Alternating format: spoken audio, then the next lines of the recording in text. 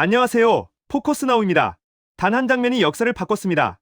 화력발전소의 거대한 보일러에 석탄이 아닌 검은 가루를 넣는 순간 전 세계 에너지 업계의 눈이 집중되었습니다. 그 검은 가루의 정체는 다름 아닌 커피 찌꺼기였습니다. 여러분이 매일 마시고 버렸던 그 컵의 커피가 어떻게 세계적 주목을 받은 에너지 혁명의 주인공이 되었을까요? 포커스나우, 지금 시작합니다. 이 검은 쓰레기, 매년 얼마나 버려질까요? 한 잔의 커피, 일어난 눈을 맑게 해주고 오후의 피로를 날려준 그 검은 음료가 한국인의 일상이 되었습니다. 한국 사람들이 하루에 마시는 커피는 수천만 잔. 통계에 따르면 한국인 1인당 연간 커피 소비량은 세계 상위권 수준입니다. 그런데 이 커피 뒤에 숨겨진 비극이 있다는 사실을 아시나요? 매년 15만 톤. 이것이 커피 찌꺼기가 버려지는 양입니다. 15만 톤이라는 숫자가 얼마나 어마어마한지 실감이 안 난다면 이렇게 생각해보세요. 서울의 모든 커피숍, 카페, 회사의 간식실에서 나오는 커피, 찌꺼기를 모두 모으면 그것이 바로 15만 톤입니다. 축구장으로 환산하면 수십 개의 축구장을 가득 채울 수 있는 양입니다. 문제는 여기서 끝나지 않습니다. 이 엄청난 양의 커피 찌꺼기를 재활용하는 것이 쉽지 않다는 점이었습니다. 재활용 시설도 부족하고 수거 비용도 많이 들고 무엇보다 이것을 뭔가 유용하게 쓸 수 있는 방법이 없었습니다. 결국 지자체와 국민들은 계속 늘어나는 처리 비용 앞에서 무기력할 수밖에 없었습니다. 그냥 버리자니 비용이 드니까 뭔가 다른 방법이 있어야 하는데 이것이 한국이 안고 있던 고민이었습니다. 묻어도 문제, 태워도 문제였습니다. 그렇다면 이 커피 찌꺼기를 어떻게 처리할 것인가? 전문가들은 여러 방법을 제시했습니다. 첫 번째 방법은 매립입니다. 땅에 묻어버리자는 발상이었죠. 하지만 이 방법은 생각보다 위험했습니다. 커피 찌꺼기가 땅 속에서 부패하면서 메탄가스가 발생합니다. 메탄은 이산화탄소보다 무려 25배 이상 강력한 온실가스입니다. 환경을 위해 처리하려고 했는데 오히려 지구 온난화를 가속화시키는 결과를 만든 것입니다. 그렇다면 두 번째 방법, 소각은 어떨까요? 태워버린다면 부피도 줄고 간단할 것 같습니다. 하지만 현실은 정반대였습니다.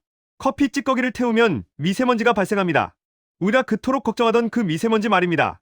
마스크를 쓰고 다니게 만드는 그것이 소각강에서 쏟아져 나옵니다. 이것이 바로 한국이 맞닥뜨린 아이러니였습니다. 환경을 지키기 위해 처리하려고 했는데 어떤 방법을 선택하든 환경이 더 망가졌습니다. 그리고 그 비용은 모두 국민의 세금으로 충당되었습니다. 지자체의 예산은 계속 늘어났고 주민들의 불만도 함께 커져만 갔습니다. 정말 방법이 없는 건가? 이런 질문이 계속되고 있을 때 세계 곳곳에서도 같은 고민을 하고 있었습니다. 전 세계가 같은 고민을 하고 있던 그때 사실 이 문제는 한국만의 고민이 아니었습니다. 커피 문화가 발달한 나라라면 어디나 똑같이 겪고 있었던 문제입니다. 이탈리아, 프랑스, 스페인, 그리고 커피 생산국인 브라질, 에티오피아까지 전 세계 수십억 명이 매일 마시는 커피 뒤에는 항상 이 검은 찌꺼기가 남겨집니다.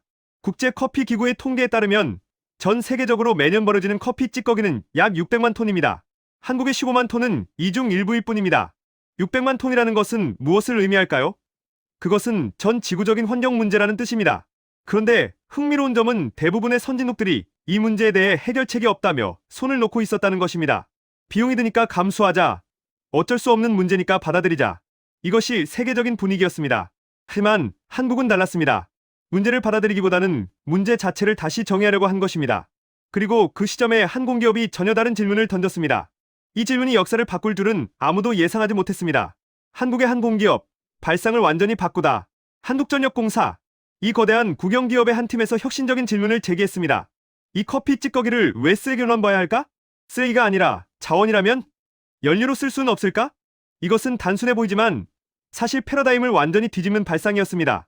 지금까지 누구나 커피 찌꺼기는 버려야 할 폐기물이라고 생각했는데 이들은 커피 찌꺼기는 에너지원이 될 수 있는 자원이라고 생각한 것입니다.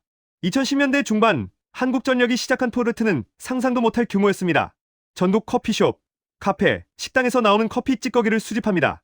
서울에서 전주에서 광주에서 모든 커피 찌꺼기가 한 곳으로 모입니다. 그리고 그것들이 화력발전소로 옮겨집니다. 화력발전소, 석탄을 태워서 터빈을 돌리고 전기를 만드는 곳. 이 거대한 시설의 보일러 안에 커피 찌꺼기를 넣으려고 했습니다. 당시 많은 사람들의 반응은 회의적이었습니다. 업계 전문가들도 에너지 담당자들도 모두 의심했습니다. 석탄 대신 커피를 태운다고? 그게 말이 되냐? 효율이 나올 리가 없다. 낭비일 것 같은데.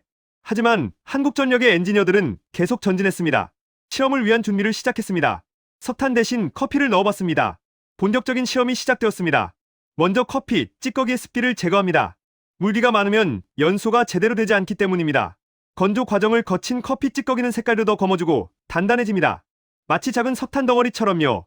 그 다음 이 건조된 커피 찌꺼기를 특수한 형태로 압축합니다. 펠렛이라고 부르는 작은 원통형 연료로 만드는 것입니다. 이 과정은 매우 중요합니다. 단단히 압축되지 않으면 화력발전소의 보일러에서 제대로 타지 않기 때문입니다. 준비된 커피 펠렛을 드디어 화력발전소의 보일러에 투입합니다. 이곳은 평소에 석탄을 태우던 거대한 시설입니다. 온도가 1000도가 넘는 극한의 환경입니다. 수십 년간 석탄만 태우던 이곳에 처음으로 다른 연료가 들어갑니다. 현장의 긴장감은 높았습니다. 정말 이것이 연소될까?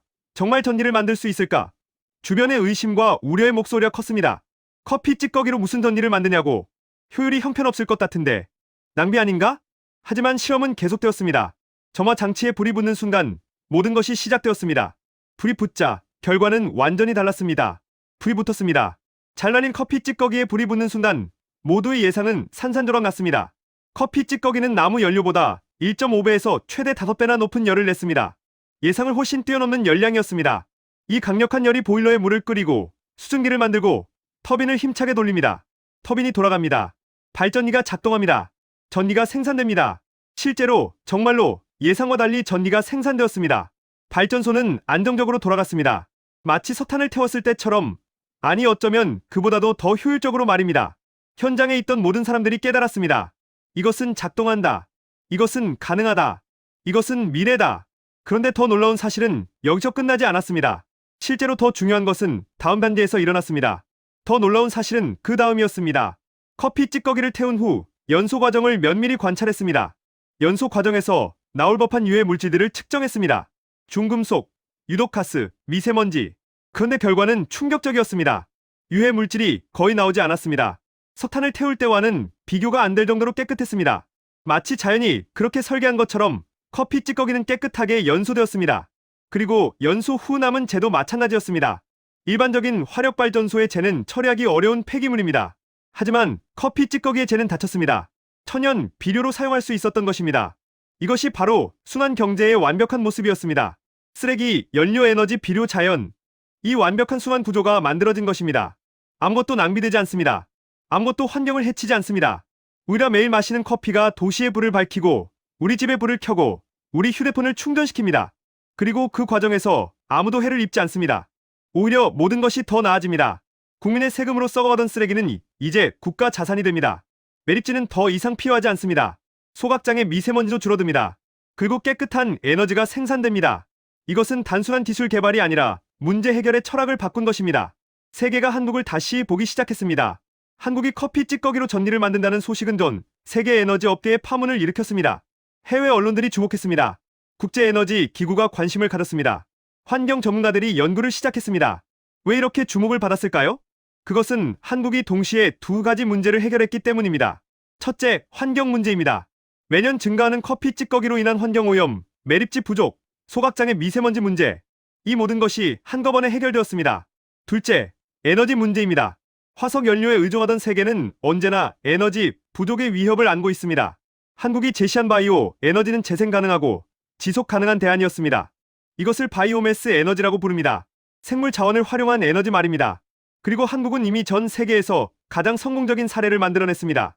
세계가 보고 있습니다. 아, 한국이 이런 것까지 했어? 더 중요한 것은 이것이 단순한 기술이 아니라는 점입니다. 이것은 발상의 전환입니다. 관점의 변화입니다.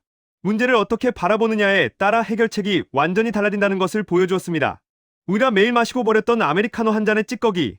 그것이 도시의 불을 밝히고 국가의 세금을 아끼고 지구를 살리는 연료가 된 순간. 그것이 바로 혁신이었습니다. 여러분, 기술은 멀리 있는 게 아닙니다. 우리가 매일 쓰고 버리던 것 속에 이미 답이 들어 있었습니다. 커피 찌꺼기처럼 우리 주변에는 아직도 수많은 쓰레기들이 있습니다. 그것들을 어떻게 바라보느냐, 어떻게 다시 생각하느냐에 따라 미래는 완전히 달라집니다. 한국이 커피 찌꺼기로 전기를 만들었듯이 내일의 혁신은 우리가 지금 버리고 있는 것 속에 있을지도 모릅니다. 포커스나움은 다음 영상에서 더 다양한 이야기로 찾아오겠습니다. 여러분의 구독과 좋아요, 댓글은 저희 채널을 더욱더 성장시킵니다. 시청해주셔서 감사합니다.